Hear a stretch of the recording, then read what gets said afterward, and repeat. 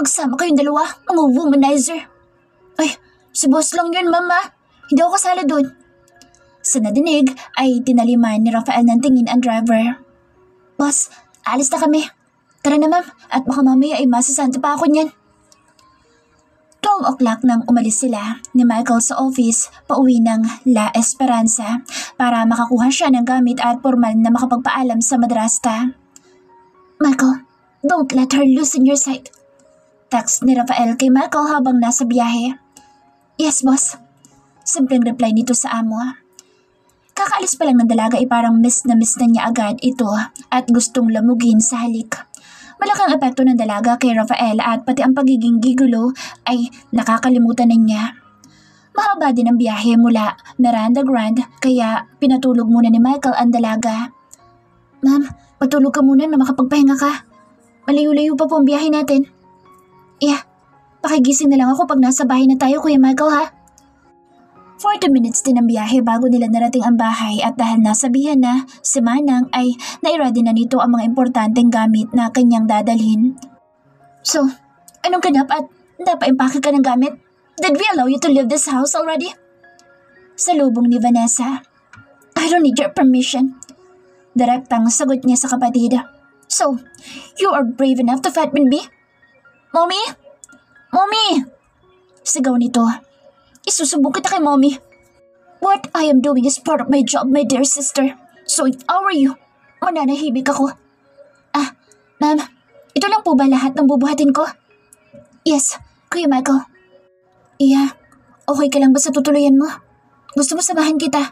Magpapaalam ako kay Bernard. Nag-aalalang tanong ni Manang. Naku Manang, wag na po. Okay lang po ako. Masyado lang pong malayo ang biyahe kung uuwi pa ako dito. Isa pa, alam na po ito ni Papa. Pinayagan na po ako. Sino may sabi sa'yong aalis ka? Ano sabi mo? Pinayagan ka ng Papa mo? Mataray na tanong na madrasta habang pababa sa hagdan. Papa po. Diretsong sagot ng dalaga. Umuwi lang po ako para po makapagpaalam sa inyo. Ano? Nakakunot ang noong tanong ng kanilang mommy. Di ba po? Ito ang gusto nyo? Kapalit ng Miranda ay ang paglaya ko. Nakuha mo, Miranda? Yes po. Walang kaganaganang sagot ng dalaga sa madrasta. Magaling. At paano mo naman nakuha? Sa bagay, hindi na yun mahalaga. Ang importante ay nakuha mo sila. Okay, sige. Nakangiting sabi nito. Makakaalis ka na. We are with the Miranda Empire? Di ba yun yung pag-aari ng friend ni Kuya Vincent mo? Yes, anak. Sagot ng mommy kay Vanessa. So, hindi na tayo maghihirap? Yes, anak. Nakangising sabi ng ginang. Hoy, babae. Ipapakilala mo ako sa amo mo, ha? At sisiguraduhin ko magiging asawa ko siya. Mataray na utos ni Vanessa kay Eunice habang nakangiti na nangangarap ng gising. Napaismid ang dalaga sa tinura ng kapatid ngunit hindi siya pwedeng magpa-apekto dito. Ay, hindi ka papansinin nun. Mr. Mundo, tara na po. Naiayos ko na sa sasakyan. Singit ni Michael. Ano hindi ko papansinin? Sa ganda kong to? Sige po Kuya Michael.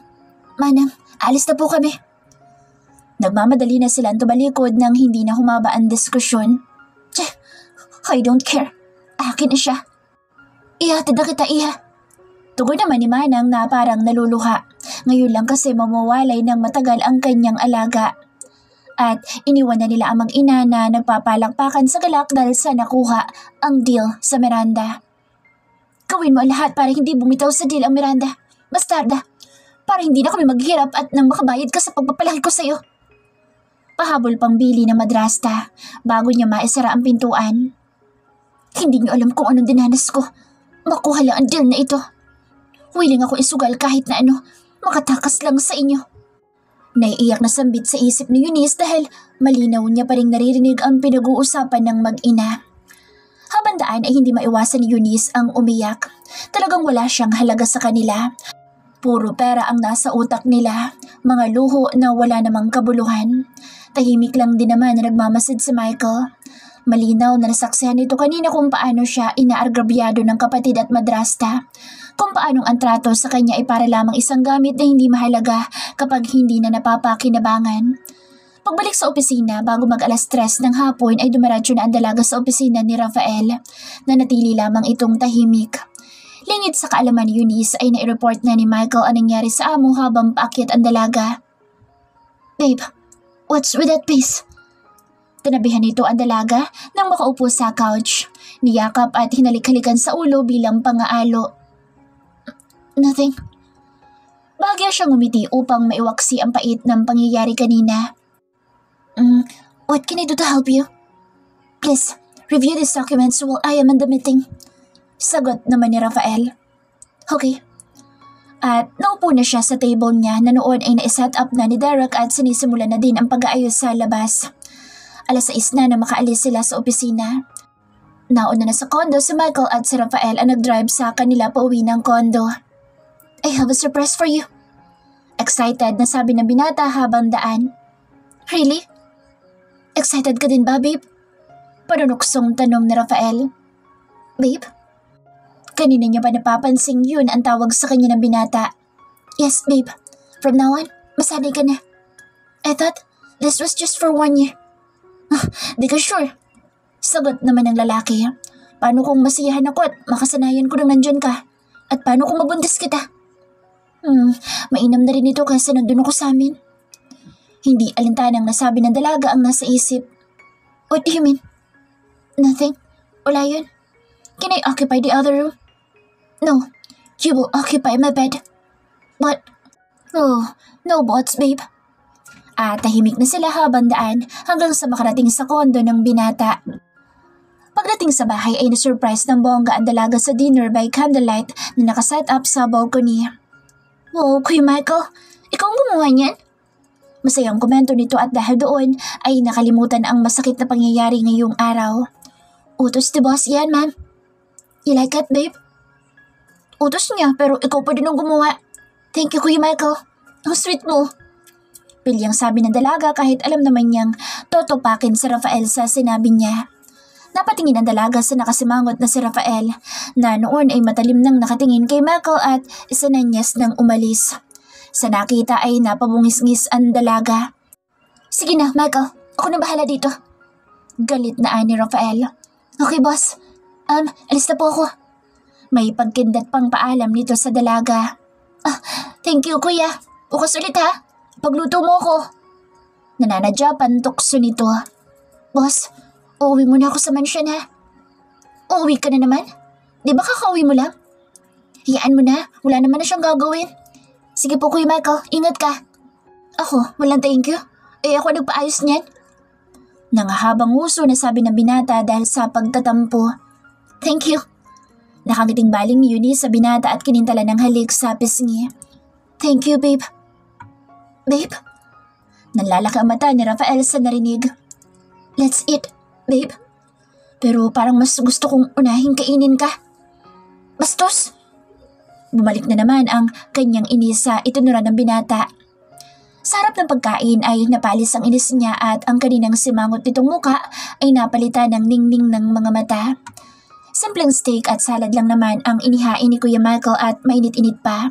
Kasabay nito ay may nakagayak ding Bottega Rose Gold Prosecco. The babe word is healthier when it comes from you, babe. Call me, babe. Dagdag na komento pa ng binata. Matapos ang hapunan ay binuksan ni Rafael ang wine at nagsalin sa kanilang mga kupita. Sarap pala nito. Ngayon ko lang natikman ito, Rafael. Babe. Matapos mainom ni Eunice ang alak ay siya na mismo nagsalin ulit dahil nagustuhan niya ang lasa nito. Hinay ka lang. Mukhang napapadami ka na ng inom ah. Malakas din yan. Oo nga, parang tinatabla na ako. Nahihilo na ako. Pwede na ba akong mauna muna sa room? Okay, sige. Ako na bahala dito. But please, wait for me. Huwag mo kong tutulugan, babe. Pilyong sabi nito nang may kasamang pagkidlat sa dalaga. Akman tatayo na si Eunice nang nalin ay ito at napakapit sa sandalan ng upuan. Babe. I'll carry you. Sorry, nawala sa isip kong mahina nga pala ang tolerance mo sa alak. At parang bata siyang yumakap dito para mabuhat niya ng maayos. Ibang damdamin ang lumulukob sa katauhan ni Eunice sa mga oras na iyon dahil sa saya ng kanyang puso sa pag-aalaga ni Rafael. Pwede mo na akong ibaba, babe. Mahinang sabi ni Eunice, ngunit ediniretso siya ni Rafael sa bathtub at binuksan ang shower. It's cold, babe! Dali niya nang maramdaman ang lamig ng tubig. Hinubad ni Rafael ang long sleeve, pants, shoes, shirt at sinamahan na lamang siya sa bathtub. Dito na naging emosyonal ang dalaga dala marahil ng alak. Alam mo ba, kanina, sabi nila, wala daw akong karapatang umalis doon kung hindi sila papayag. Pero, nang nalaman nila ang deal, pumalakpak pa sila sa tuwa. Di nila alam kung anong ginawa ko. They did not even bother to ask if I'm okay. Hindi nila alam na niloko din kita para lang makuha ang tanging kapalit ng kalayaan ko. Mahabang litanya niya kasabay ng paghagulhol. Shh! It's okay, babe. Pang-aalo ni Rafael. Kasalanan ko ba na anak ako sa labas? Was it my fault? Wala akong kaibigan doon dahil ayaw nila sa akin. Mula pagkabata ako, lumaki ako mag-isa. Dahil sa anak ako sa labas. Walang tumanggap sa akin kung sino ako. Lahat ng tingin nila ay may panguyam. Kahit pamilya ko ayaw sa akin dahil anak ako sa disgrasya. Patuloy lang ang tulo ng luha niya sa sama ng loob. It's unfair. Yakap-yakap lamang ito ni Rafael habang nakikinig. Inutusan ako ng mommy na gawin ko ang lahat ng paraan para makuha ka kasi babagsak daw ang kumpanya bilang bayad sa pagpapaaral nila sa akin. Pumayag ako at nakipag-deal sa papakapalit ng pag-alis ko sa mansyon. Inalis ni Rafael isa-isa ang damit ng dalaga. Rafael, ikaw din ba ayaw mo sa akin after knowing the truth? Hinawakan niya ang mukha nito at iniharap sa kanya upang makita niya ng tuwid ang mga mata nito. Don't say that again. I like you, even before we met, personally. Nahulog si Rafael sa malalim na pag-iisip dahil alam niyang hindi dapat na madamay si Eunice sa pagdududa niya sa matandang Del Mundo. Habang napapalapit siya sa dalaga ay unti-unting nahuhulog ang loob niya dito at nakikilala ang pagkatao nito. Rafael, make love with me. Mahinang bulong ni Eunice. Please, I need you tonight. Hindi alam ni Eunice kung paano niya nasasabi ang mga bagay na ito. Epekto ba ito ng alak o epekto ni Rafael sa kanya? Sa narinig ay kaagad na nag-init ang katawan ni Rafael at hinalikan ng dalaga. Matagal at mapaghanap ang kanyang mga halik. Uhaw na uhaw sa pagmamahal. Sa dami ng naikaman niyang mga babae ay sa dalaga niya lamang naramdaman na ayaw niyang matapos ang bawat sandali, lalo sa mga panahong kaulayaw niya ito. Don't beg for it, babe, because I like you. Bulong ni Rafael. I want every inch of you. Don't worry, you'll have me from now on. Halos parang mababaliw si Eunice sa sarap ng sensasyong dulot ni Rafael. Ilang posisyon na ba ang naranasan niya sa lalaki? Nang matapos ang mainit na sandali ay inilalayan niya ito hanggang sa marating nila ang kama. Magkatabi silang humiga sa kama at niyakap ni Rafael na mahigpit ang dalaga. I'm so sorry, babe. Wika nito. Hinalikan ni Eunice ang binata habang nakayakap ng mahigpit. Halik na lalong nagpapausok sa binata. Sana magtagumpay ang project na ito para makalaya na ako. Sabi nito sa pagitan ng pakikipaghalikan. What do you mean? Naguguluhang tanong ni Rafael. Ang deal namin ng mommy, kapag successful ang project na ito, ay papalayain niya ako dahil kahit nakaalis na ako doon, alam kong hindi pa sila tapos sa akin. Alam ba ito ng papa mo? Yes. Kaharap siya doon sinabi ni mommy. Total siya, pero pumayag ako. Ganoon ako kadesperado. Alam kong kaya mo ginawa ang kontrata natin ay para pahirapan ako at makaganti ka sa ginawa ko pero handa ako sa kahit na ano. Sabi ni Eunice habang impit na umiiyak. Shh, let's not talk about it, babe. Saway ni Rafael. Yun naman talaga ang plano niya sa dalaga ngunit unti-unting nagbabago habang nakakasama niya ito. Natapos ang gabi sa mainit na pagtatalik. Nakatulog si Eunice sa pagod dahil halos buong magdamag siyang ginamit ni Rafael. Hindi na nito matandaan kung nakatatlo ba sila, 4 o 5. Basta ang alam ng dalaga ay nababaliw siya sa sarap sa bawat pag-angkin nito. Hindi niya na yata gugustuhin pang malayo sa binata. Nang makatulog ang dalaga ay agad niyang tinawagan si Michael. Michael, sabi sa investigasyon ay maluhong babae ang Delmundo. Si Eunice ba tinutukoy doon? Hindi, boss. Yung legal na anak. At pangit ang reputasyon noon sa mga lalaki. Maluho yun masyado. Kasi kapag nag-shopping, todo-todo. Pero walang nakasulat doon tungkol sa mahal mong si Eunice. So hindi si Eunice ang tinutukoy doon? Pagharang ni Rafael sa sasabihin ni Michael. Yes, bossing. Sabi ni Manang ay mabait na bata daw ang mahal mo. Panunokso pa nito. Shit, stop it, Michael. Tuluyan na nitong pinatay ang tawag at naiwang humahagalpak ng tawa sa Michael. Pagsapit ng umaga ay nagtungo ang dalawa sa opisina upang simulan ang project. Ipapakilala ang lahat ng team na mabibilang under her leadership. Papasok pa lamang sila ng building nang may pamilyar na boses siyang narinig. Princess! Malambing na sabi nito na nagpangiti sa kanya. Napahinto siya sa paglakad at naghahanap ang kanyang mga mata. What? Nakakunot na tanong ni Rafael. Let's go. Princess! Sigurado na si Eunice kung sino ito. Nang marinig niya ulit ang pagtawag nito ng princess. Hindi nga siya nagkamali at paglingon niya sa likod ay nandoon si Dex at Luis, ang mahal niyang mga kaibigan. I miss you! Napapatiling sabi niya pagkakita niya sa dalawa sabay yakap. We miss you too, sabi ni Dex habang ginugulo ang buhok niya. Napakaganda naman ng umaga pag ikaw nakita. Parang hardin na punong-puno ng nagagandahang mga roses at paru-paro. How are you, my dear? Banat naman ni Luis. Naku naman talaga ang bolero. Did you learn that from Alvin? Siguro may pinopormahan ka na, ano? Nakangiting tanong niya. Yeah, alam mo naman yun sa Alvin. Miss ka na din nila. Di ka kasi tumatawag man lang. Sus, busy ka masyado. Anyway, you're working here already? Di mo man lang kami na-informed. Mahabang litanya pa nito. Yes, dito na ako nag-work. How about the both of you? Tigilan ng drama, maaga pa. Nakangiti niyang tugon, sabay tapik sa braso ni Luis. Yes, we're in. Sagot ni Dex. Akala mo ikaw lang, ha? Dex, I miss you, buddy. Mainam kat nandito kayo. Sana sina Alvin din at Cho nandito na.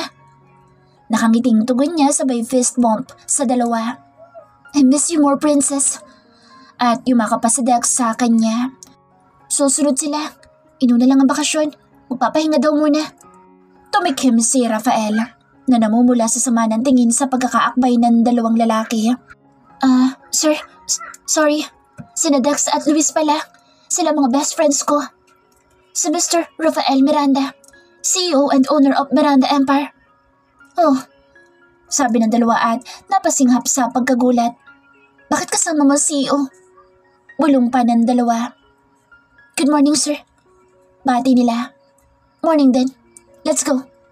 Sabi ni Rafael pagdapo ng tingin sa kanya na halatang bad trip. Sir, it's too early pa naman. 6:30 a.m. pa lang. Pwede ba muna ako mag-breakfast? Mauna ka na muna sa office, please. I just miss my friends. Okay, let's have breakfast then. Matigas na sabi ni Rafael na ikinagulat ng tatlo. Nauna nang naglakad dito. Princess, sige na. Mauna ka na muna at next time na lang tayong mag-date. Tapik sa kanya ni Dax sa balikat. Sige, see you. Chat me, okay? Yes, sagot naman ni Luis. Paglingon niya ay nakatingin na si Rafael at natataranta naman siyang humabol dito. Halatang mainit ang ulo nito at hindi namamansin kahit sa pagsakay nila sa elevator. Good morning, sir. Nakangiting bata ni Nika ngunit hindi ito sumagot. Pinauna niya siya sa pagpasok sa office bago nito sinara at hinatak siya. Siniil ng halik na siyang ikinabigla niya. Halik na mapagparusa pero kaagad pa din siyang nadala. Remember what I've told you? Not to let other men touch you because you are mine. Matalim na tingin ito sa kanya. Damn it! Sabay hagod nito sa buhok, dala ng frustration. But they're my best friends. Are you jealous? Nanonood yung ngiti ng dalaga. Kahit na, lalo na at pag nasa harapan ko. Don't call me sir. Call me babe. Anytime and anywhere. Next time you do that, masasapa ko sila. Magsaselos ka nga. Napalakas pa ang pagtawa ng dalaga. Babe, they are just my friends. And you are my husband? Panunudyo pa ng dalaga na mas lalong nilambingan ng boses. Oh, don't test me babe. You do not know how I will punish you. Kanina pa ako nagpipigil sa'yo. Mataray na irap nito at halata pa din ang pagkainis sa nangyari kanina sa baba. Rafael, they are the only person who accepted me in my town. I cannot turn them down. Pagkasabi noon ay tumalikod na siya at naupo sa desk niya. I said, call me babe. So, mas pinipili mo sila kaysa sa akin? Bakit kailangan kong mamili? Di ba ikaw, ginagamit mo lang katawan ko kapalit ng pagpirma mo sa kontrata? Napasinghap si Rafael sa tanong niya. So, it is how you think this is? Bakit hindi ba? No. And remember, ikaw ang nagsimula nito. No? Di ba nasa kontrata kong pinirmahan yan? Dumb with that contract. Dumb you, Rafael. Don't act as if you love me because I won't buy it. Why not? Nagulat siya sa isinagot ni Rafael. Anong why not? Alam naman natin dahil lang sa kontrata kaya tayo magkasama. You are driving me crazy, woman. You are the one who is driving me crazy, Rafael. Napansin niyang napuno ng lipstick ang labi nito kaya kumuha siya ng tissue at lumapit dito. Ipupunas niya na sana nang pinigilan nito ang kamay niya. What are you doing? Gulat na tanong nito. May lipstick ka? Papahiran ko lang. Saktong napahiran niya na nang bumukas ang pinto at nagulat si Nika sa nakita. Halos kasi magkadikit na sila ni Rafael. Didn't I tell you not to come inside my office unless you're called? Sir, I just want to put this in your desk. Naging takutang sagot ni Nika. Pinapastan niya si Nika at kita niya ang pagnanais nito kay Rafael. Isa na dito ang laging pagsusuot nito ng fitted at maikling damit. Kitang-kita niya ang bitterness nito sa nadatnan. Selos, kumbaga. Isn't it that I will be the one to get those documents with you? Sabi ni Eunice. Sorry ma'am. Nabigla si Nika sa mataray niyang tanong. Sorry sir. Okay, get out. Utos ni Rafael. Paglabas ni Nika ay nakatitig sa kanya si Rafael at napapangiti. What? Are you jealous? Tanong nito. Me? No. Where do you get that idea? I don't have the right in the first place. No? Pero sinusuri mo yung ikli ng palda niya?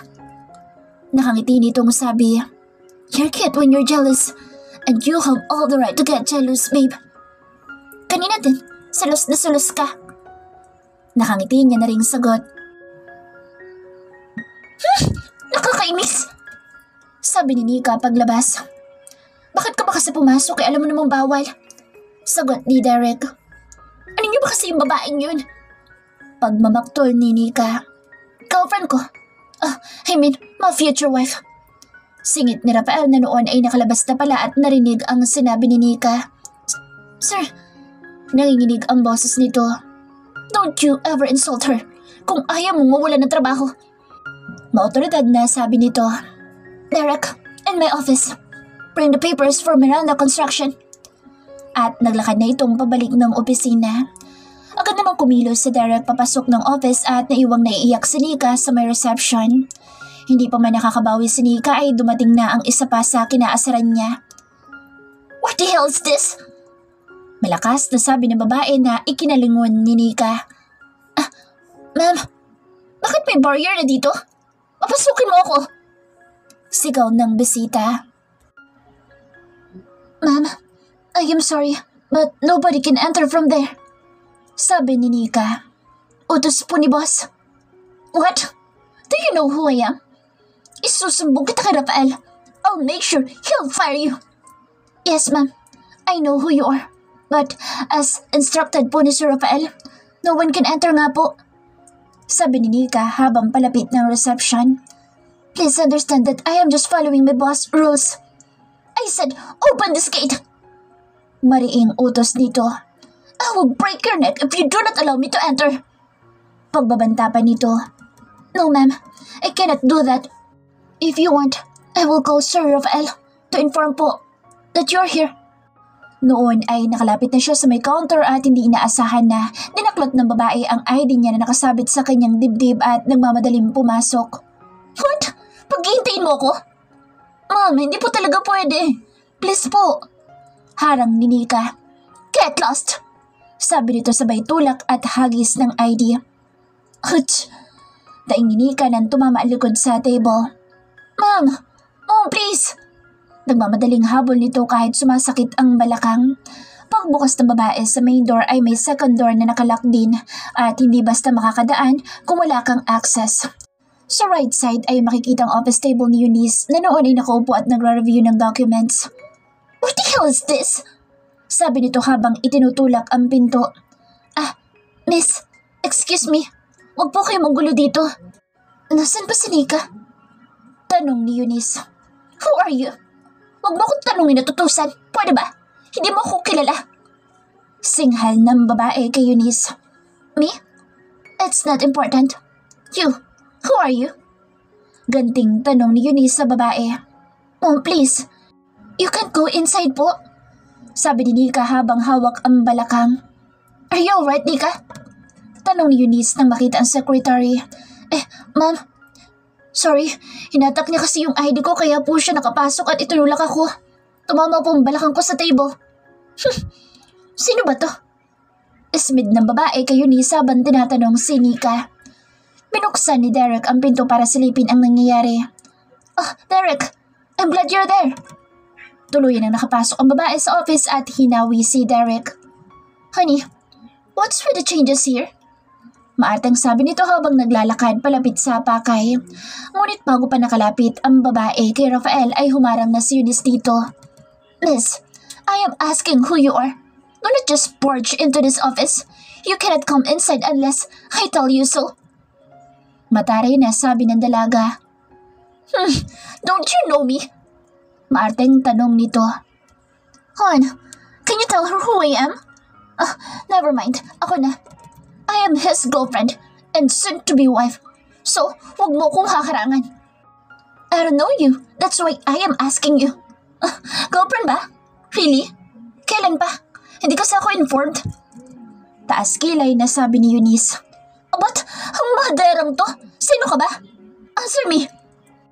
Well, babe, tell her who I am. Tingin ng dalaga kay Rafael. She's my fiancé, Angela. Diretsong sagot naman ng lalaki. What? Then, what I am to you? We were done a long time ago, so stop bothering me. You heard him, miss. So please, leave. Hanggat mabait pa ako sa'yo. Nika, I've told you not to let anyone inside. Sabi ni Rafael nang makabawi sa pagkagulat. Sir, kasi gusto mo bang wala ng trabaho? Babe, stop. This is not Nika's fault. Derek, please call the nurse to check on Nika. Singit ni Eunice. So, boss ka ba dito? Tanong ng babae at nagtangka ulit na lumapit kay Rafael. Hon, tell me that it's not true. She's going to be my wife. You've heard everything correctly, Angela. Simpleng sagot nito at umakbay sa dalaga. What? Wife? Are you kidding me? Yes, I am soon to be his wife. Is there any problem with that? Mataray na sagot ni Eunice. I can't believe this. What do you mean? Soon to be wife? We just had sex last week. Nika, you may leave and wait for the nurse. Sabi ni Eunice bago sinamaan ng tingin si Rafael. Yes, ma'am. Sagot ni Nika bago tumalikod. Can you please leave and do not come near my husband? What? Don't dare teach me what to do, bitch! Bitch? Hindi pa. Pero pag hindi ka umalis, you'll see how bitch I am. Akmang hahablutin ng babae si Eunice kaya maaga pitong hinatak ni Rafael at ni Yaka para hindi maabot ni Angela. Don't you dare lay your hand on her or you'll regret it, Angela. Matalim ang tinging sabi ni Rafael. Hindi ko papayag sa gusto mo at makikita mo, ako lang ang para sa'yo. At nagmamadali na itong tumalikod at umalis. Kinalma muna ng dalaga ang sarili bago nagtanong. Sino yun? Oo nga pala, girlfriend mo. Tanong ni Eunice nang makaalis ang babae. Si Angela. She once filled my empty bed. But that was before. You're here now, and I don't need her. Really? Last week, ha? Pero in fairness, maganda siya. Yes, but not until you came. No one can come near me, di ba? Bawal kang lapitan at hawakan ng iba. In return, iiwasan ko na din yung mga humahabol sa akin. Oh, really? You're that confident to say that to me? Promise, my lady. Ikaw na lang. Only you. Che, ewan ko sa'yo. Nagmamarch ang lumakad ang dalaga papalik sa table niya. Si Derek ay napapangiti habang pinagmamasdan ng amo. Love really hit him hard this time.